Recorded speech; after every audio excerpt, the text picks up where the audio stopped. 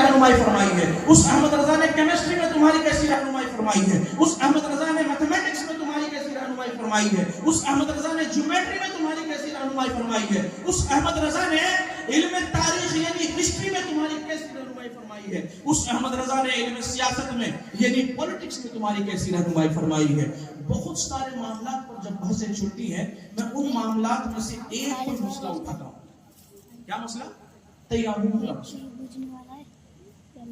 اب حضرت امام احمد رضا خان رحمۃ اللہ علیہ سے سوال ہوا کہ تیمم کن چیزوں سے جائز ہے؟ وہ کون کون سی اشیاء ہے جن سے ہم تیمم کر سکتے ہیں؟ اب لوگوں کے ذہن میں سوال ہے کہ تیمم کا مسئلہ مولوی سے پوچھیں گے، پروفیسر سے تھوڑی پوچھیں گے. پروفیسر کو کیا معلوم کہ تیمم کیا بتا؟ یہ تو مولوی بتائے گا، لیکن وہ مولوی نہیں ہے، وہ احمد رضا خان ہے. جب اعلیٰ حضرت سے تیمم کا مسئلہ پوچھا گیا کہ دنیا میں وہ کون کون سی اشیاء ہیں جن سے تیمم جائز ہے، جن سے ہم تیمم کر سکتے ہیں، اعلیٰ حضرت امام احمد رضا خان رحمۃ اللہ علیہ آپ اٹھا کر فتاوی رضویہ شریف پڑھیں، 310 منرلز کا نام لیں. 310. اب جو بچے پڑھے لکھے مجھے سن رہے ہیں، ایک اس میں سے کوئی ہاتھ اٹھائے جس نے کیمسٹری پڑھا ہے اور وہ بتائے پیریوڈک ٹیبل میں کتنے ایلیمنٹس ہوتے ہیں؟ جو کیمسٹری کا پیریوڈک ٹیبل ہوتا ہے اس میں کتنے ایلیمنٹس ہوتے ہیں؟ ہے کوئی سائنس کا اسٹوڈنٹ یہاں پر؟ کتنے ایلیمنٹس ہوتے ہیں پیریوڈک ٹیبل میں؟ ہاں 20 پیریوڈک ٹیبل میں کتنے ایلیمنٹس ہوتے ہیں؟ سائنس نے اپنی پوری جدوجہد لگا دیا، سائنس نے اپنی تاریخ ساری کی ساری تحقیق کو نچوڑ کر رکھ دیا تو محض 30-40 ایلیمنٹس لے کر آئے اور پیریوڈک ٹیبل پڑھا کر کے ایسے سینہ چوڑا کر کے بیٹھے ہیں. یہ دیکھو ہائیڈروجن ہے، یہ دیکھو کلورین ہے، یہ دیکھو آکسیجن ہے، یہ دیکھو کاربن ڈائی آکسائڈ ہے، یہ دیکھو نائٹروجن ہے، یہ ہائیڈروکلورک ایسڈ ہے، فلانا ہے، ڈھمکانا ہے، کیا ہے کیا. اعلیٰ حضرت نے 310 منرلز کا نام گنوا دیا جو اسی زمین میں موجود ہے، اور ان 310 منرلز کا نام گنوانے کے بعد حضور سیدی مرشدی آقائی بلجائی اعلیٰ حضرت امام احمد رضا خان رحمۃ اللہ علیہ فرماتے ہیں کہ ان 310 میں سے 180 منرلز ایسے ہیں جس سے تیمم ہے. نہیں سمجھ میں آئی بات؟ 310 منرلز میں سے 180 منرلز ایسے ہیں جس سے تیمم کیا جا سکتا ہے. اب آپ کو بتاؤں، 5ویں صدی کے مجدد بہت بڑے فلسفی تھے جن کا نام اکثر خواص بھی جانتے ہیں، عوام بھی جانتی ہے. ان کا نام ہے امام محمد غزالی. امام محمد غزالی کے منطق اٹھا کر پڑھے، ان کے فلسفے اٹھا کر پڑھے. امام محمد غزالی سے لے کر کے شاہ ولی اللہ محدث دہلوی تک کی تمام کتب کھنگال لیں تو آپ کو صرف 74 ایلیمنٹس ملیں گے جس سے تیمم جائز ہے. کتنے؟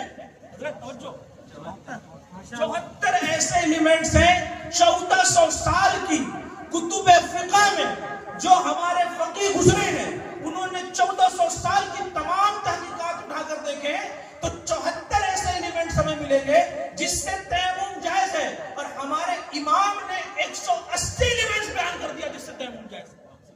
گویا کہ تمام 1400 سال کے محققین کی اگر تحقیق جمع کر دیا جائے تو اس میں ان کا 74 ہی ہے، باقی سب امام کا. اسی لیے شاعر کہتا ہے لکھا ہے علم دین پر اوروں نے بہت کچھ، جو کچھ ہے اس صدی میں وہ تنہا رضا کا ہے. جو کچھ ہے اس صدی میں وہ تنہا رضا کا ہے. یا رسول اللہ، یا رسول اللہ، زندہ باد، زندہ باد. تاریخ شریعت، تاریخ شریعت، تاریخ شریعت، تاریخ شریعت. اللہ اکبر، یا رسول اللہ. آج جو لوگ کیمسٹری پڑھ رہے ہیں نا، اب سنو، مولانا کیا کر سکتا ہے، مولوی کیا کر سکتا ہے. بھائی اگر تم اپنے کلاس میں نا سب سے آگے رہنا چاہتے ہو، پیریوڈک ٹیبل پڑھو گے تو 30 ہی پڑھو گے، 40 ہی پڑھو گے. اگر تم چاہتے ہو کہ باقی لوگ 40 منرلز یاد کریں اور تمہیں 310 منرلز یاد ہو تو پیریوڈک ٹیبل چھوڑو، فتاوی رضویہ پڑھو. پیریڈک ٹیبل چھوڑو، کیمسٹری کے میدان میں آج بھی وہ لوگ جو منرلز پر تحقیق کرتے ہیں، جو زمین سے نکلنے والی اشیاء پر تحقیق کرتے ہیں، آج بھی ان کے پاس فتاوی نظریہ کا جواب ہے۔ اور حضور سیدی اعلیٰ یہ تو نہیں کیمسٹری کی بات، یہ تو نہیں منرلز کی بات۔ اسلام کا ایک مزاج ہے، ہم مسلمان ہیں نا، تو ہمارا ایک مزاج ہے، ہمیں اسلام نے ایک مزاج دیا۔ کیا دیا ہے؟ علامہ اقبال کہتے ہیں کہ کہتا ہوں وہی بات سمجھتا ہوں جسے حق، نہ اب نہ مسجد نہ تہذیب کا فرزند۔ اپنے بھی خفا مجھ سے ہیں، بیگانے بھی نہ خوش، میں زہر حلال کو کبھی کہہ نہ سکتا۔ اسلام کا ایک مزاج، اسلام جو کہتا ہے وہ سر چڑھ کے کہتا ہے، اور سر چڑھ کے کہی جانے والی بات صرف حق ہوتی ہے، بات نہیں ہوتی۔ اسلام کا مزاج کیا ہے؟ قرآن کا اصول کیا ہے؟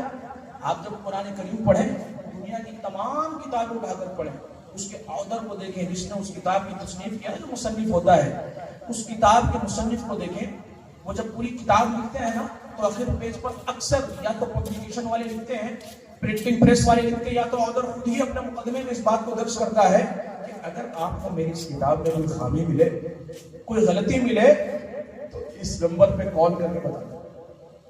اکثر کتابوں میں آپ یہ معاملہ دیکھیں گے، جب کوئی کتاب لکھتا ہے بڑے جوش و خروش سے لکھتا ہے، بڑی طاقت سے لکھتا ہے، پوری تحقیق لگا کر لکھتا ہے، اپنے نظریات کو اکٹھا کر کے لکھتا ہے، اس کے باوجود بھی یہ ضرور لکھتا ہے کہ اگر اس میں کوئی کمی ہو، اس میں کوئی غلطی ہو، تو آپ ہمیں اطلاع کریں۔ گویا کہ پتہ یہ چلا کہ تمام تحقیق کو جمع کرنے کے بعد بھی اس کو اپنی تحقیق پر بھروسہ نہیں ہے۔ تمام تحقیقات کو جمع کرنے کے بعد بھی اس کو اپنی تحقیق پر بھروسہ نہیں ہے، لیکن جب اسلام کی کتاب پڑھتے ہیں، قرآن کریم، اللہ نے فرمایا سب سے پہلے یہ جملہ، ذالک الکتاب لا ریب فیہ، ایسی کتاب ہے جس میں شک کی کوئی گنجائش نہیں ہے۔ اگر تم یہ کتاب پڑھنے آئے ہو، اس کی تحقیقات پڑھنے آئے ہو، اس کے احکامات سیکھنے آئے ہو، اس کے نظریات اخذ کرنے آئے ہو، تو سنو، بے فکر ہو جاؤ، یہاں شک و شبہ کی کوئی گنجائش نہیں۔ کہتا ہوں وہی بات سمجھتا ہوں جسے نہ اب لائے مسجد نہ تہذیب کا فرض۔ اسلام کا یہ مزاج ہے، اسلام جو بات کہہ دیتا ہے پھر اس سے پیچھے نہیں ہٹتا۔ رسول اللہ صلی اللہ علیہ وسلم نے صحابہ سے کہا جنگ بدر میں اترنا ہے، اگرچہ 7 تلوار ہیں، نوکر ٹوٹی ہیں، دستے ٹوٹے ہیں، تلوار زنگ آلود ہے، ہم کھجور کی چھڑی لے کر ان کا مقابلہ کریں گے، لیکن پیچھے نہیں ہٹیں گے۔ اور اس کے بعد کیا ہوا؟ دنیا نے ایک ایسا منظر دیکھا جو انسان کے وہم و گمان سے پرے ہے، عقل سے پرے ہے، ساری کی ساری ایتھکس وہاں جا کر ختم ہو جاتی ہے کہ 313 جن کے جسم پہ کپڑے نہیں ہیں، جن کے پیٹ پہ کھانا نہیں ہے، پیٹ پہ پتھر بندھے ہوئے ہیں، ہاتھ میں تلواریں نہیں ہیں، تلوار ہے تو دستے ٹوٹے ہوئے ہیں، زنگ لگی ہوئی ہے، نوک ٹوٹی ہوئی ہے، ایسی غربت کے عالم میں یہ 313 بظاہر بیچارے، بظاہر لاچار، ہاتھ میں کھجور کی چھڑی لے کر اس کا مقابلہ کرنے جا رہے ہیں۔ 1000 کی تعداد میں کفار مکہ کھڑے ہیں، جن کے پاس تلواریں ہیں، جن کے پاس تیریں ہیں، جن کے پاس نیزے ہیں، جن کے پاس ہاتھی ہے، جن کے پاس گھوڑا ہے، جن کے پاس اونٹ ہے۔ اس کے بعد کیا ہوا؟ پرچھے اڑا کر تباہ و برباد کر کے رکھ دی ہے۔ اسلام کا یہ مزاج ہے۔ اسلام اگر باطل کے مقابلے میں کھجور کی تنے کو، اگر کسی چھڑی کو بھی میدان میں لے کر اتر جائے تو وہ پیچھے نہیں۔ یہ اسلام کا ایک مزاج ہے۔ تو جب علماء فتوے لکھتے ہیں اپنے فتوے واپس نہیں لیتے، جب اصول شرع بیان کرتے ہیں تو یہ ایک عالم کا معیار ہوتا ہے، یہ امام کا معیار ہوتا ہے کہ کہتا ہوں وہی بات سمجھتا ہوں جسے نہ بلائے مسجد ہونا تہذیب کا فرزند۔ لیکن سائنس کا مزاج آپ کو سمجھ میں آتا ہے کیا؟ سائنس کے مزاج کو سمجھا کبھی آپ نے؟ اور اس کے اعلیٰ حضرت کی مجلس سے میں آپ کو بتاؤں کہ ہمارے امام کتنے عظیم ہیں، کہاں کہاں رہبری کر رہے ہیں۔ جب رسول اللہ صلی اللہ علیہ وسلم کے معراج کے واقعے کو بیان کیا گیا تو بعض فلسفی نے یہ کہا کہ یہ ناممکن ہے، توجہ، یہ ناممکن ہے، ایسا کیسے ہو سکتا ہے کہ ایک انسان زمین سے اڑے اور آسمان پر پہنچ جائے؟ ایک انسان زمین سے اڑے، ان کے نزدیک اڑنا ہی ہے، زمین سے اڑے اور آسمانی دنیا پر پہنچ جائے، اور وہ بھی اکیلا نہیں اڑا، براق کے ساتھ اڑا. ہم نے تو کوئی ایسا گھوڑا نہیں دیکھا جس کے پر ہوتے ہیں. ہم نے کوئی اڑتا ہوا انسان کو دیکھا نہیں.